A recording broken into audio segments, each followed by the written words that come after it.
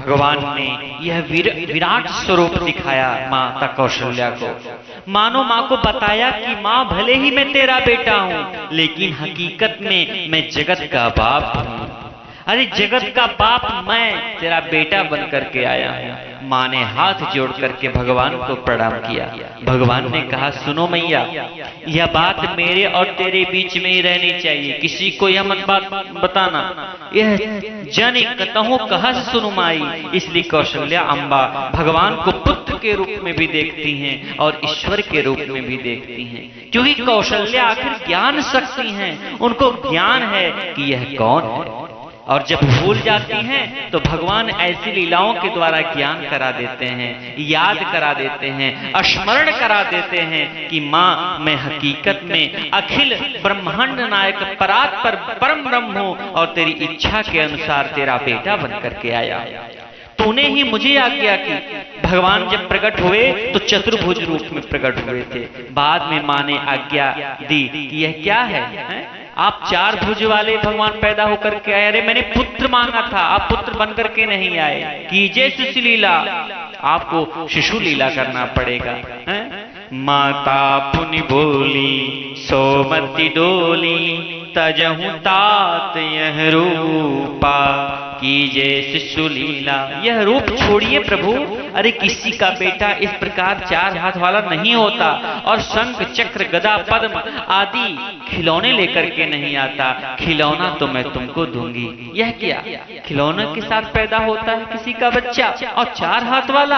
अरे कुछ प्रभु आप नेचुरल हो जाइए। कीजिए शिशु लीला। और प्रभु क्या हो गए? सुनी बचन सुजाना, रोदन ठाना, होई बालक सुरभूपा।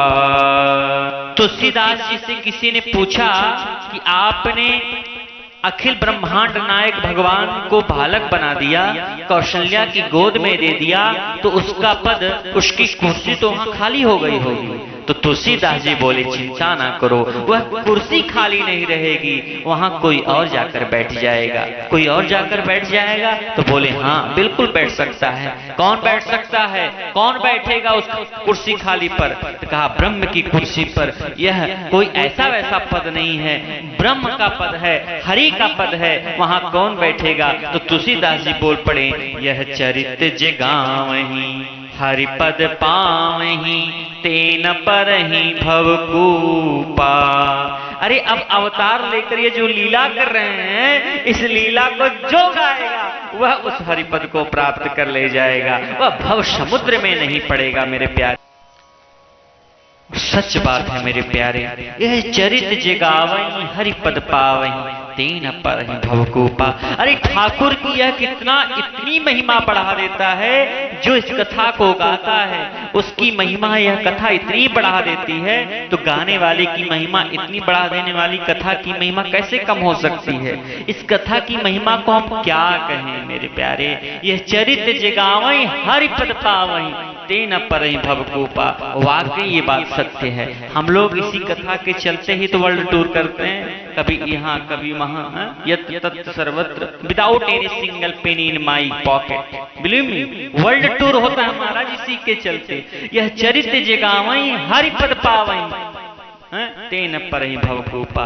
बस निष्ठा से गाएं, प्रेम से गाएं महाराज, दास भाव से गाएं, भक्ति से गाएं। लोग भगवान माने तो भले ही माने, लेकिन हम अपने आप को दास माने, उसी में कल्याण है।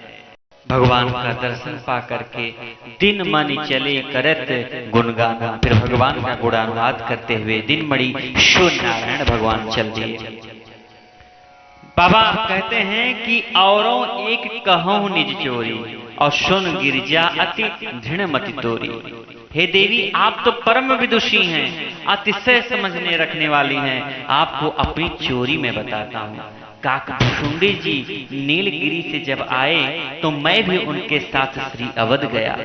और माता जी प्रशंसा क्यों कि बाबा ने चोरी की कथा सुनानी थी इसलिए। माँ ने कहा हमें नहीं ले गए आप, तो बाबा जी ने कहा, पिछली बार भय के कारण नहीं ले गए, पिछली बार ले गए आपको मोह हो गया था, इस बार हो जाता तो क्या करते, फिर हमको समाधि में जाना पड़ता। कई स्थान ऐसे होते हैं जहां अर्धांगिनी को लेकर के जाना चाहिए, और कई स्थान ऐसे होते हैं जहां अकेले जाने में मजा होता है, अच्छा रहता है। माता लोगों को अच्छा और बुरा बहुत जल्दी लगता है। आपका कोई अजीज हो तो कोशिश करिए वहां अर्धांगिनी को ना ले जाएं। क्यों? ना जाने आपके साथ कैसे व्यवहार हो करे, फिर पत्नी को बुरा लग जाए, संबंध भी खतरे में आ सकता है हमारा। तो बाबा जी ने एकदम सावधान किया है। क्यों? अयोध्या में कोई पूछने वाला ही नहीं था। बाबा कहते हैं, देवी हम अयोध्या की गलियों में टहलते रहे, किसी ने पूछा ही नहीं, वहां देखा जो आया बस बधाई गा रहा है। जिसने जो मांगा महाराज ने उसको वही दे दिया।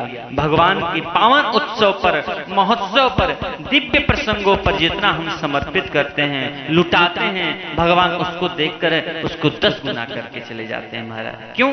क्योंकि आप जिसको देंगे वो अपनी क्षमता से ही बढ़ाएगा ना।